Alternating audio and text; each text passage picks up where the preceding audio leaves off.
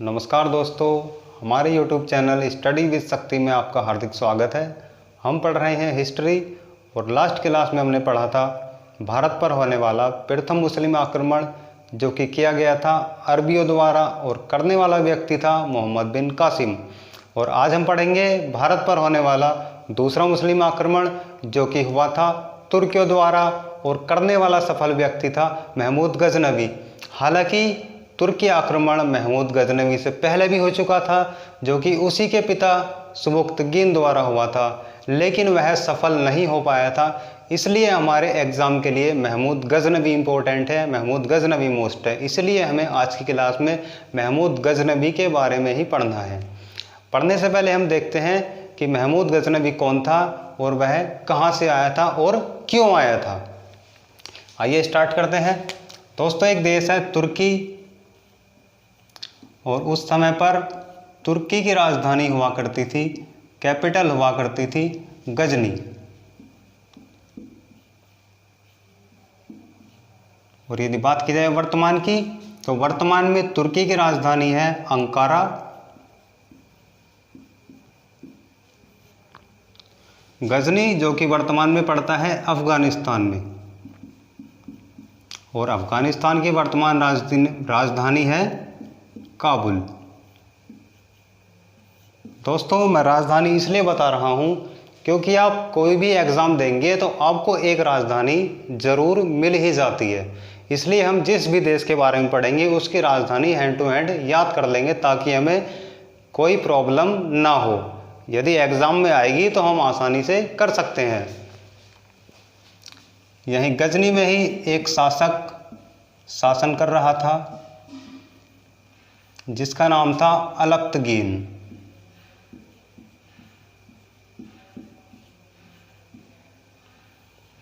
अलप्तगीन ने ही एक वंश की स्थापना की, एक डायनेस्टी की शुरुआत की जिसका नाम रखा इसने गजनी डायनेस्टी या गजनी वंश। और इसका दूसरा नाम भी था यामिनी वंश।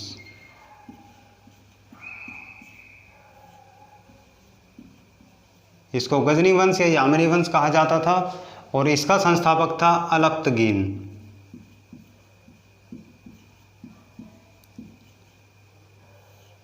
दोस्तों, अलप्तगीन का कोई भी पुत्र नहीं था, कोई भी उत्तराधिकारी नहीं था। इसका एक गुलाम और एक दामाद था जिसका नाम था सुबुक्तगीन। पहले ये उसका गुलाम हुआ करता था, स्लेव हुआ करता था, और बाद में इसी का दामाद बन गया जिसका नाम था सुबुक्तगीन।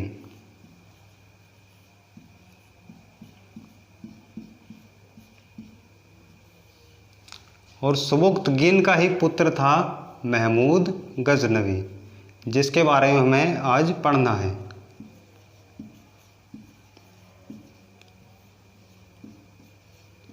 महमूद गजनी या महमूद गजनवी कुछ भी बोल सकते हैं, दोनों ही इसी के नाम है। उसी समय भारत में एक शासक शासन कर रहा था पेशावर में, जो कि वर्तमान में पाकिस्तान में पड़ता है। यहीं पे एक शासक शासन कर रहा था जिसका नाम था जयपाल। जयपाल जो कि हिंदू शाही शासक था और ब्राह्मण वंश का शासक था। दोस्तों, यह भी हमारे लिए मोस्ट है, पूछ लिया जाता है कि जयपाल किस वंश का शासक था, तो ब्राह्मण वंश का शासक था। और इसका भी एक पुत्र था जिसका नाम था आनंदपाल।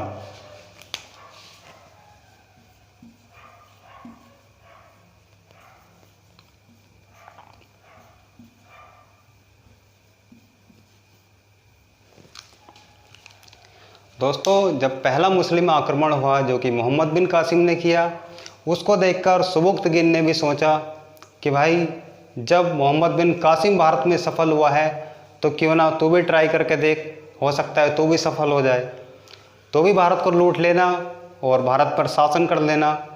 तो इसी को देखते हुए यह आया भारत।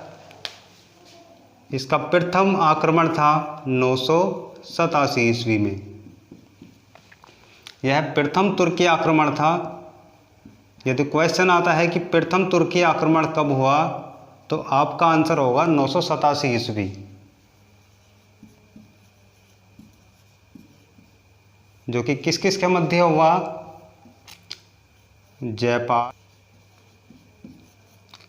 जयपाल और सुबुक्तगीन के बीच।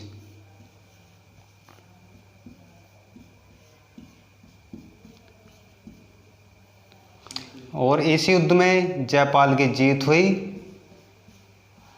और सुबुक्तगीन हार गया और हार कर वापस गजनी भाग गया।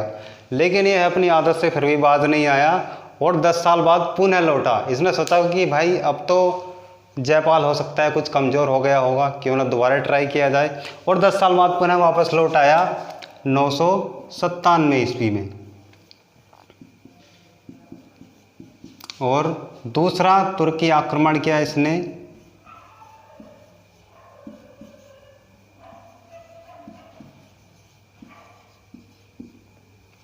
यह आक्रमण भी जयपाल और सुबुक्तगीन के ही बीच हुआ।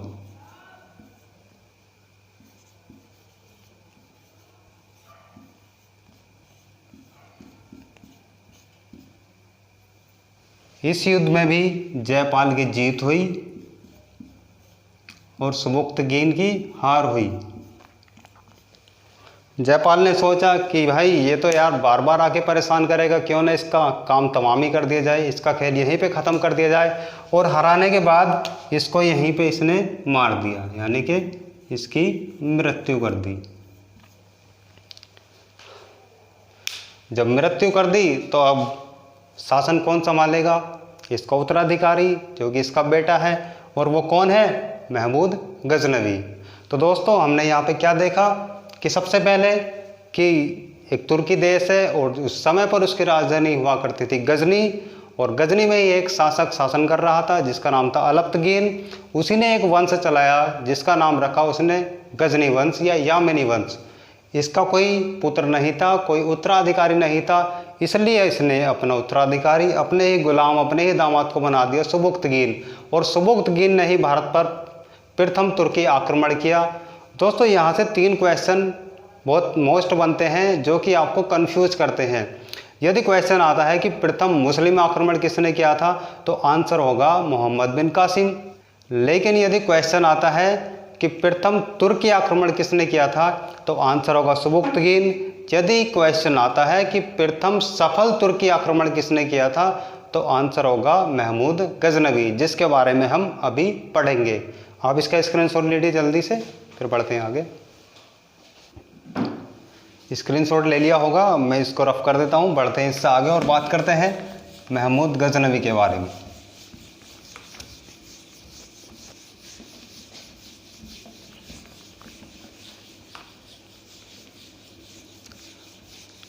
महमूद गजनवी हमारे एग्ज़ाम के लिए बहुत ज़्यादा इम्पोर्टेंट है, क्योंकि अधिकतर क्वेश्चन जो पूछे जाते हैं वो महमूद गजनवी से ही पूछे जाते हैं।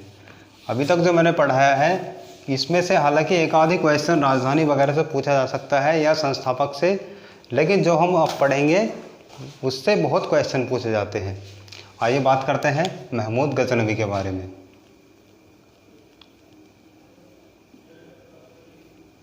हमें पता चल चुका है कि महमूद गजनवी सुबुक्तगीन का पुत्र था।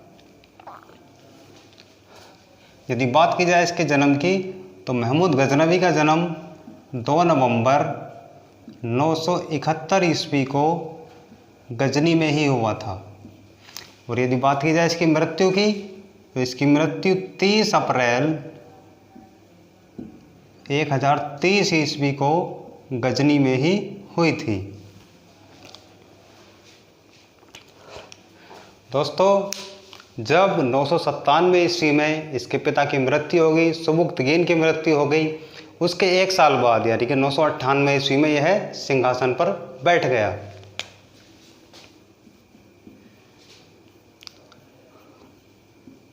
नौ सौ 98 ईस्वी में सिंहासन पर बैठा।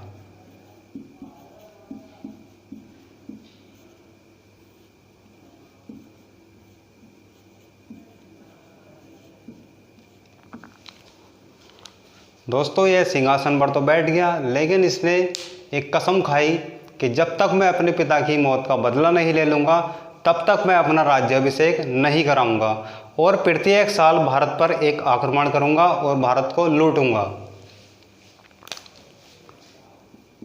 इसने प्रथम आक्रमण किया 1000 ईस्वी में,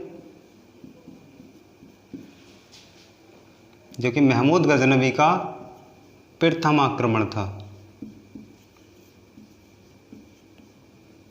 दोस्तों महमूद गजनवी का प्रथम आक्रमण था, तुर्किश या तुर्कों का प्रथम आक्रमण नहीं था। तुर्कियों का प्रथम आक्रमण 987 ईस्वी में हुआ था, जो कि सुबुक्तगीन ने किया था। और प्रथम आक्रमण किया इसने जयपाल के विरुद्ध, क्योंकि इसको तो बदला लेना था अपने पिता के हत्यारे से।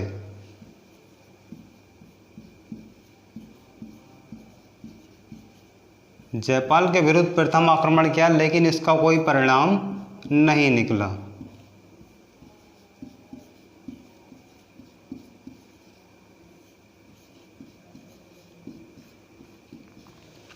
यह 1 साल बाद पुनः वापस आया और इसने 1001 ईस्वी में फिर से युद्ध किया।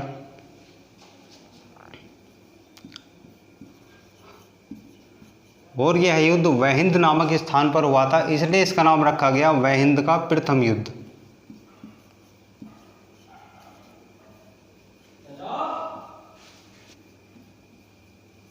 प्रथम युद्ध जो कि हुआ किस किस के मध्य है? महमूद गजनवी और जयपाल के मध्य।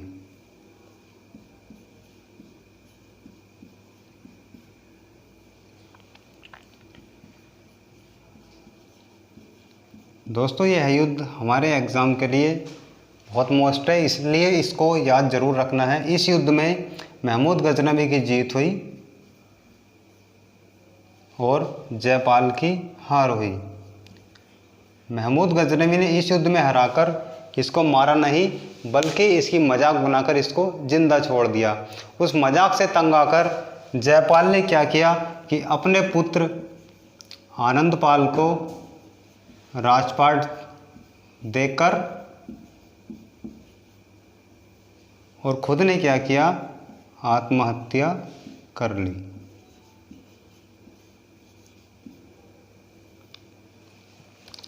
जब महमूद गजनवी के पिता का हत्यारा मर चुका था तो महमूद गजनवी की एक कसम तो पूरी हो गई और उसी ने यानी कि 1 साल बाद गजनी जाकर 1002 ईस्वी में अपना राज्य अभिषेक कराया।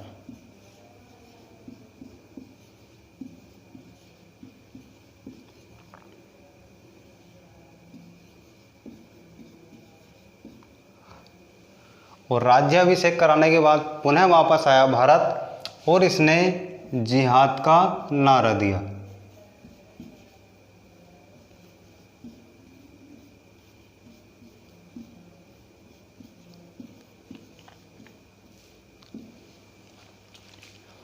दोस्तों पहले समझते हैं कि जिहाद के नारे का मतलब क्या होता है। कि यदि कभी भी धर्म के ऊपर लड़ाई होती है, हिंदू की हिंदू से या हिंदू की मुस्लिम से, हिंदू मुस्लिम से, कहने का मतलब यदि कोई भी लड़ाई धर्म के ऊपर होती है तो वो उसी को कहा जाता है जिहाद की लड़ाई। जिस प्रकार शिया और सुन्नियों की लड़ाई होती है, पहले भी होती थी और अभी भी होती है, उसी को कहा जाता है जिहाद की लड़ाई और उसी को बोलते हैं जिहाद का नारा देना। आप इसका स्क्रीनशॉट लीजिए और बात करते हैं इससे आगे। चलो बढ़ते हैं इससे आगे हम।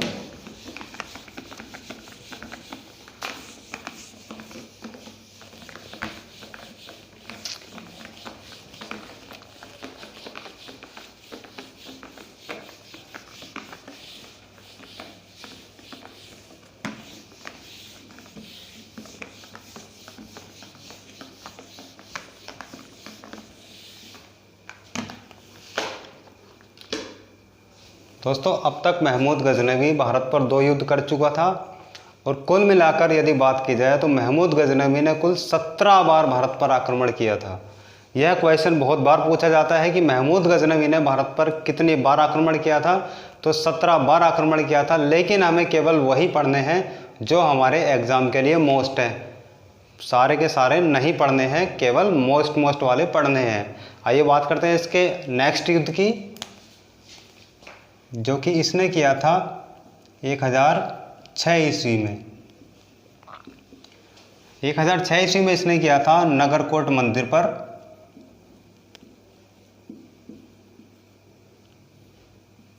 नगरकोट टेम्पल, जो कि पड़ता है हिमाचल प्रदेश के कांगड़ा डिस्ट्रिक्ट में।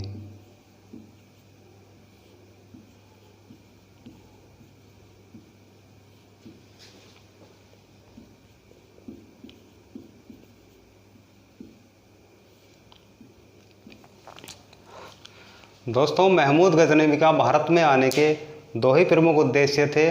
नंबर 1, भारत को लूटना, क्योंकि हमारे भारत को कहा जाता था सोने की चिड़िया, और दूसरा मूर्ति पूजा को नष्ट करना, इसीलिए महमूद गजनवी को कहा जाता था मूर्ति भंजक। दोस्तों याद रखना, पूछ लिया जाता है कि मूर्ति भंजक किस शासक को कहा जाता था, तो महमूद गजनवी को, क्योंकि इसी ने बहुत सारी मूर्ति भारत में आके तोड़वाई थी। बात करते हैं इसके नेक्स्ट आक्रमण की, जो कि हुआ था 1008 ईस्वी में, और इसको कहा जाता है वहिंद का द्वितीय युद्ध।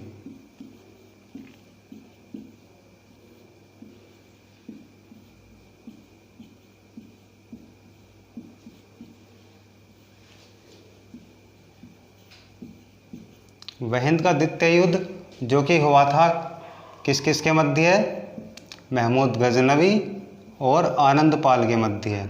आनंदपाल जो कि जयपाल का ही पुत्र था।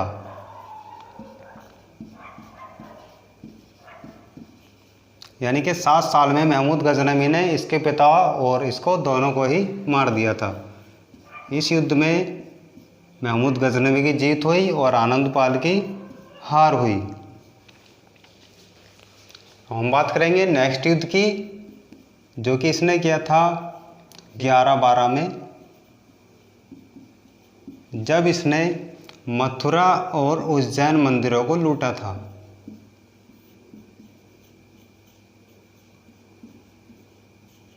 मथुरा उज्जैन मंदिरों पर इसका अगला आक्रमण था, और इस आक्रमण को करने के बाद इसने मंदिरों से सारा सोना चांदी लूट लिया और मंदिरों से देवताओं की मूर्ति निकलवाकर चौराहे पर फेंकवा दी, तोड़वा दी और उनके ऊपर घोड़े चलवा दिए। अब बात करते हैं नेक्स्ट युद्ध की, जो कि हुआ था 1014 ईस्वी में, और ये किया था इसने स्थानेश्वर महादेव मंदिर पर। स्थानेश्वर महादेव मंदिर, जो कि कहाँ स्थित था, हरियाणा में।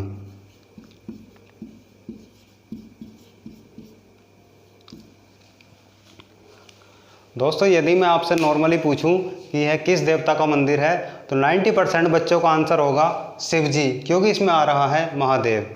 और दोस्तों यहाँ पर आप गलत हो, क्योंकि इस मंदिर में महादेव की मूर्ति नहीं थी, इस मंदिर में चक्र स्वामी की मूर्ति थी। चक्र स्वामी जो कि किसका नाम है, श्री कृष्ण का। दोस्तों याद रखना, यह क्वेश्चन बहुत मोस्ट है कि स्थानेश्वर महादेव मंदिर को जब महमूद गजनवी ने लूटा तो उसमें किस देवता की मूर्ति थी, तो चक्र स्वामी की या श्री कृष्ण की। आपको कोई भी एक ऑप्शन में मिलेगा, तो चक्र स्वामी या श्री कृष्ण।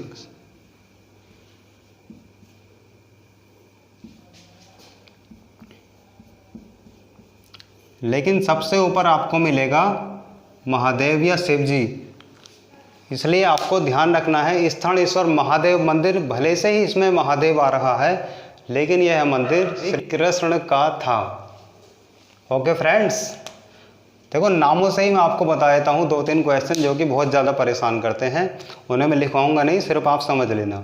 जैसे यदि बात की जाए बाबरी मस्जिद की, यदि आपसे पूछा जाए कि बाबरी मस्जिद का निर्माण किसने कराया तो 90% बच्चे बोलेंगे कि बाबर ने, लेकिन वह गलत है। बाबरी मस्जिद का निर्माण उसी के एक सेनापति ने कराया था जिसका नाम था मीर बाकी।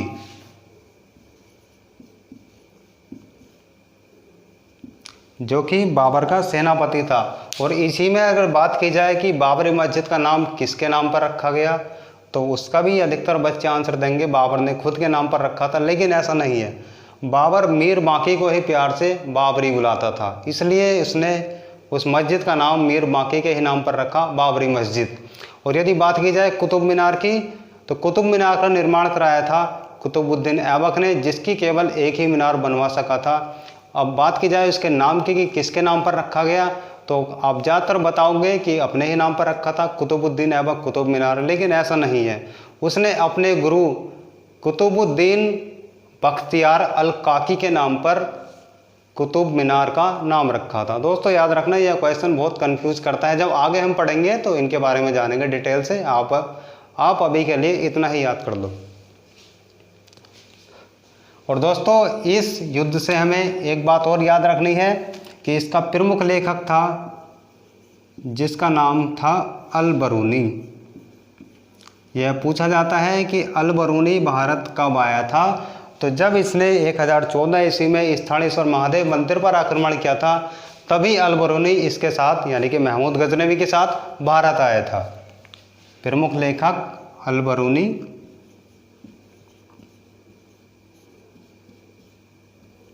भारत आया।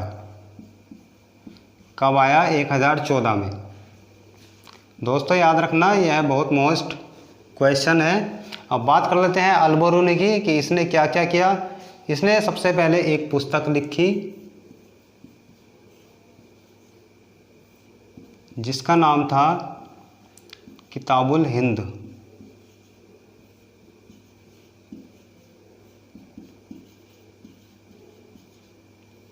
इस पुस्तक से जुड़े हुए एनटीपीसी में लगभग 3-4 क्वेश्चन पूछे गए हैं और कई बार रिपीट हुए हैं, इसलिए इसको ध्यान से याद रखना है। और इसी का दूसरा नाम था तहकीक हिंद।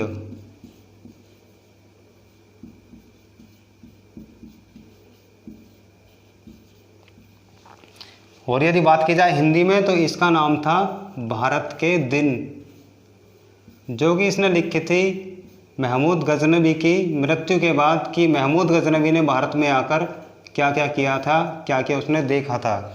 महमूद गजनवी के ऊपर ही उसने एक किताब लिखी किताबुल हिंद या तहकीक हिंद, इसी को हिंदी में कहा जाता है भारत के दिन। और दोस्तों एक क्वेश्चन और इससे याद रखना कि यह किस भाषा में लिखी गई थी, तो अरबी भाषा में। अरबी भाषा में लिखी गई थी किताबुल हिंद। और इसने एक प्रमुख कार्य और किया था, यानी कि इसको कहा जाता था भारतीय इतिहास का प्रथम जानकार। यदि क्वेश्चन पूछ लिया जाए कि भारतीय इतिहास का प्रथम जानकार किसे कहा जाता था तो अल बरूनी को।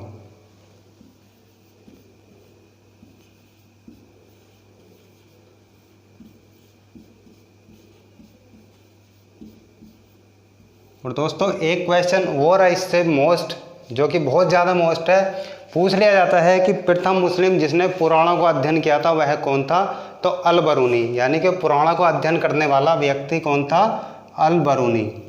प्रथम मुस्लिम जिसने पुराणों को अध्ययन किया तो अल बरूनी ने।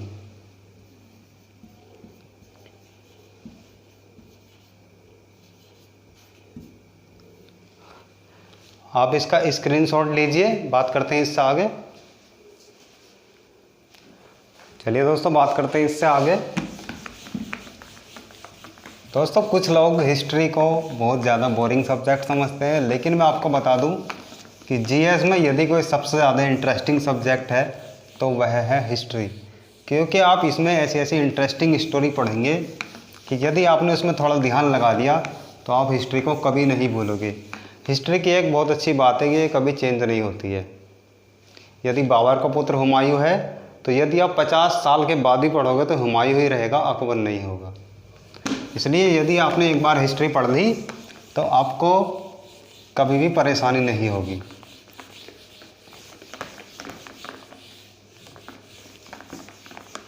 यदि महमूद गजनवी ने 17 आक्रमण किए थे तो ये 17 ही रहेंगे हमेशा, कभी भी 18 या 16 नहीं होंगे।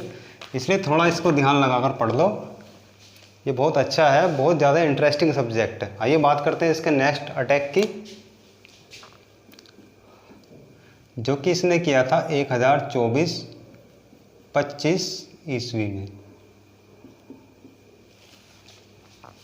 जो कि किया था सोमनाथ मंदिर पर।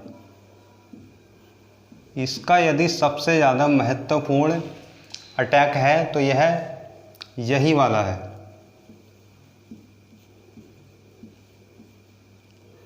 सोमनाथ मंदिर पर आक्रमण। सोमनाथ मंदिर जो कि कहाँ पर है, गुजरात में।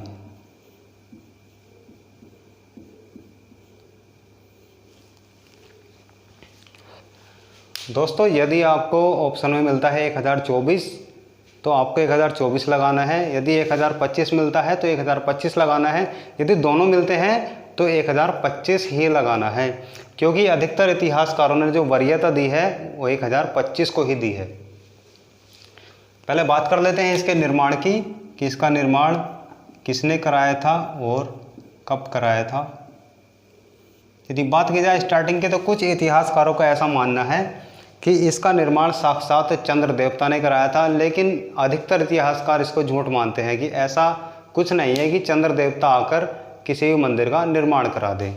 तो इसलिए यदि पूछा जाए कि प्रथम बार इसका निर्माण किसने कराया था, प्रथम बार निर्माण, तो हमारा आंसर होगा भीम प्रथम ने।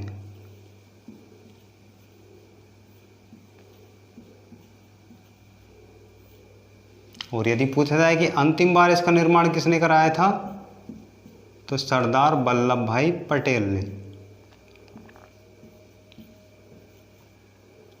पटेल जिनको कि कहा जाता है लौह पुरुष,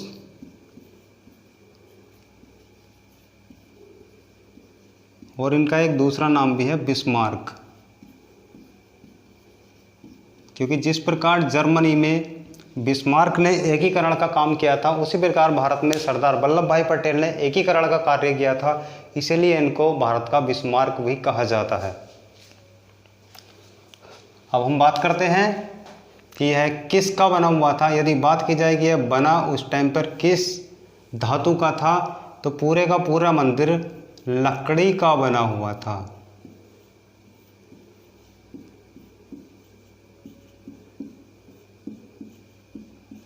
इसमें सिर्फ शिव जी की मूर्ति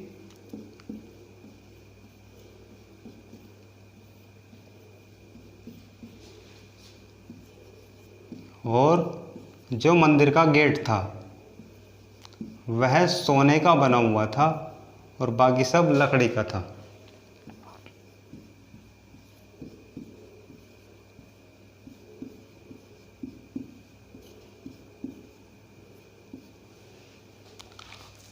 इससे हमें यही पता चल चुका है कि सोमनाथ का मंदिर किस देवता का था, शिव जी का, जो कि अभी भी है। दोस्तों यदि बात की जाए कि यह कितनी बार टूट चुका है, तो अब तक कुल मिलाकर 6 बार यह मंदिर टूट चुका है और 6 बार टूट कर बन चुका है, जो कि लास्ट बार किसने बनवाया था, सरदार वल्लभ भाई पटेल ने।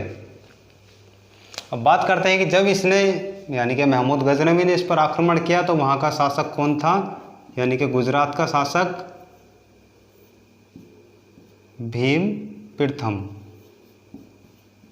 जी। ये वही भीम प्रथम है जिसने कि प्रथम बार इस मंदिर का निर्माण कराया था। शासक था भीम प्रथम और यह किस वंश का था, चालुक्य वंश का। यह क्वेश्चन भी पूछा जाता है कि जब महमूद गजनवी ने सोमनाथ मंदिर को लूटा था तो वहाँ का शासक कौन था और वह किस वंश का था, तो वहाँ का शासक था चालुक्य वंश का भीम प्रथम। और जब महमूद गजनवी ने इस मंदिर को लूटा तो यह इतना बड़ा मंदिर था कि यहाँ पर लगभग 50,000 लोग इकट्ठा थे। यानी कि यदि बात की जाए प्रांगण की, तो यह इतना बड़ा मंदिर था, अभी भी है, कि यहाँ पर 50,000 लोग एक साथ खड़े होकर पूजा कर सकते हैं। महमूद गजनवी आया और उसने सभी के सभी को बंदी बना लिया, सभी पुजारियों को और जितने भी वहाँ पर लोग आए हुए थे पूजा करने, सभी को बंदी बना लिया, सभी को चारों तरफ से घिरवा लिया, सभी के हाथ बांध दिए गए। यह देखकर एक पुजारी ने कहा कि ये तुम बहुत गलत कर रहे हो, इसकी सज़ा तुम्हें भुगतनी पड़ेगी। यदि शिव जी की तीसरी आँख खुल गई तो तू अभी भस्म हो जाएगा। महमूद गजनवी को यह बात सुनकर बहुत गुस्सा आ गया। उसने गुस्से में कहा कि चल तो खुलवा तीसरी आँख, मैं भी देखता हूँ मेरा क्या होता है। उसने क्या किया कि 50,000 लगभग लोग जो वहाँ पर इकट्ठा थे सबको कत्लेआम करा दिया, सबकी हत्या करवा दी। यानी कि जो भी 50,000 के लोग समथिंग वहाँ पर थे सबकी हत्या करवा दी। और शिव जी की मूर्ति और मंदिर का जो गेट जो कि सोने का था उसको लेकर चल दिया। जैसे ही वह राजस्थान और पंजाब के निकट पहुंचा तो वहाँ पर उसको घेर लिया जाटों ने। जब जाटों ने घेर लिया तो जाटों ने इससे सोने का गेट लूट लिया।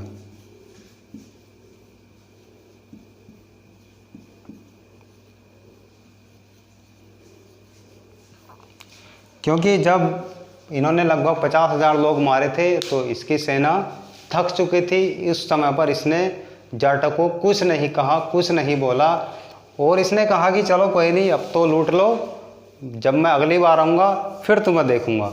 और यह पुनः आया 1027 ईस्वी में और यह इसका 17वां आक्रमण था। 17वां या आप इसको बोल सकते हैं अंतिम आक्रमण, क्योंकि कुल मिलाकर इसने कितने आक्रमण किए थे? 17 आक्रमण।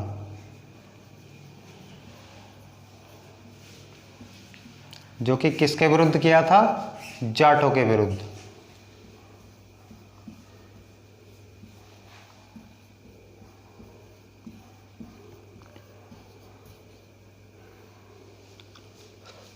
दोस्तों इसका सबसे महत्वपूर्ण यदि आक्रमण है तो वह 16वां आक्रमण है जो कि इसने किया था सोमनाथ के मंदिर पर।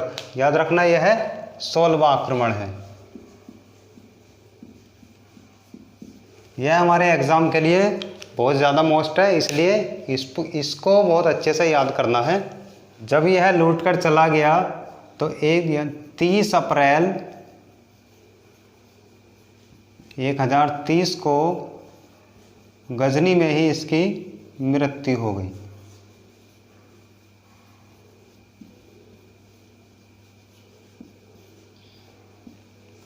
और ये बात मैं आपको कई बार बता चुका हूं कि कितनी बार आक्रमण किए थे इसने? 17 बार। महमूद गजनवी से एक क्वेश्चन और पूछा जाता है कि वह प्रथम शासक कौन है जिसने सुल्तान की उपाधि धारण की थी। यानी कि भारत में आकर सुल्तान की उपाधि धारण करने वाला प्रथम शासक था महमूद गजनवी।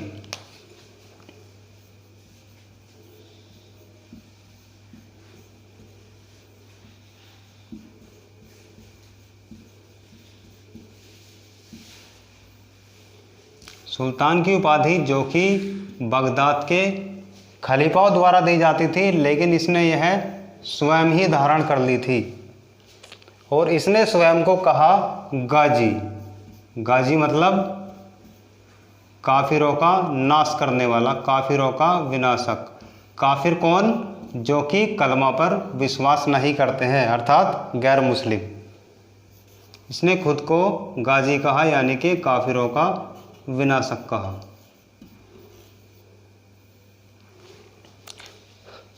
आप इसका स्क्रीनशॉट लीजिए, बात करते हैं इससे आगे। बढ़ते इससे आगे अब।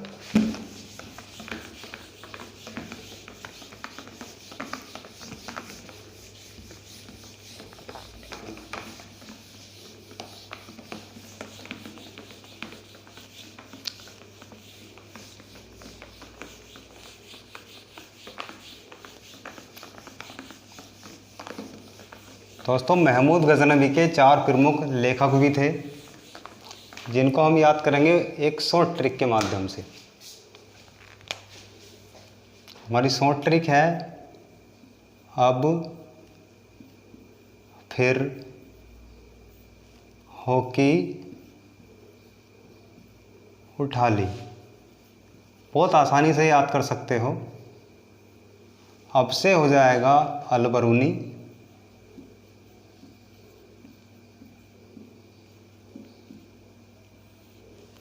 फिर से हो जाएगा फिरदौसी,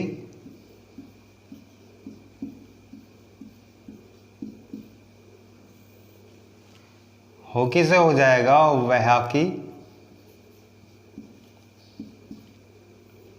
और उठाली से हो जाएगा उतबी। अब यदि बात की जाए इनकी पुस्तकों की, तो अलबरूनी की पुस्तक तो हम पहले ही लिखवा चुके हैं, जिसका नाम है किताबुल हिंद या तहकीक हिंद या भारत के दिन। तीनों में से कोई भी ऑप्शन मिल सकता है, आपको वही लगाना है। और यह इसका सबसे प्रमुख लेखक था। यदि बात की जाए फिरदौसी की, तो इसकी पुस्तक थी यानी कि बुक शाहनामा। कुछ किताबों में आपको शाहीनामा लिखा हुआ ही मिल सकता है और कुछ में शाहनामा आएगा ऑप्शन में हमेशा एक ही, और यह इसका दरबारी कवि था यानी कि दरबारी लेखक था।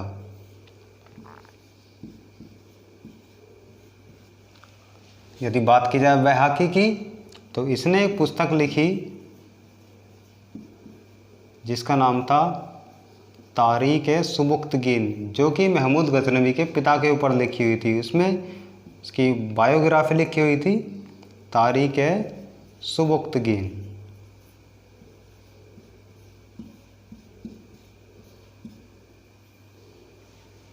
और यदि बात की जाए उतबी की, तो उतबी ने एक पुस्तक लिखी नहीं थी, जो पुस्तक थी चचनामा। दोस्तों, यह वही पुस्तक है जिससे हमें पता चला था कि मोहम्मद बिन कासिम भारत में 2 वर्षों तक रहा था, 712 से 714 ईस्वी तक, और इसको लिखने वाला था अली कौफी। और अली कौफी ने यह पुस्तक लिखी थी अरबी भाषा में, और उतबी ने इसका अनुवाद किया था फारसी भाषा में। याद रखना दोस्तों, उतबी ने केवल अनुवाद किया था फारसी में, इसने यह लिखी नहीं थी। ये छोटे छोटे क्वेश्चन हमेशा पूछ ले जाते हैं, इसलिए गलती नहीं करनी है, आंसर एकदम सटीक देना है। बहुत आसानी से याद कर सकते हो। अब फिर हो कि उठा ली, यदि आप वैसे याद करोगे तो शायद कठिनाई पड़े आपको याद करने में, लेकिन इस ट्रिक के माध्यम से बहुत आसानी से याद कर सकते हो। तो दोस्तों, आज के लिए इतना ही। जब हम नेक्स्ट क्लास में आएंगे तो बात करेंगे भारत पर होने वाले दूसरे तुर्की आक्रमण की, जो कि किया जाएगा मोहम्मद गौरी द्वारा। और वह क्लास हमारे लिए वेरी वेरी मोस्ट इम्पोर्टेंट है, क्योंकि उस क्लास में ऐसे ऐसे क्वेश्चन, ऐसे ऐसे ट्रिक बताई जाएंगी जो आपके लिए बहुत ज़्यादा इम्पोर्टेंट होंगी। दोस्तों, आपको हमारी वीडियो कैसी लगी कमेंट सेक्शन में ज़रूर बताएं। वीडियो को लाइक करें, शेयर करें और हमारे चैनल को सब्सक्राइब ज़रूर करें। ओके, जय हिंद।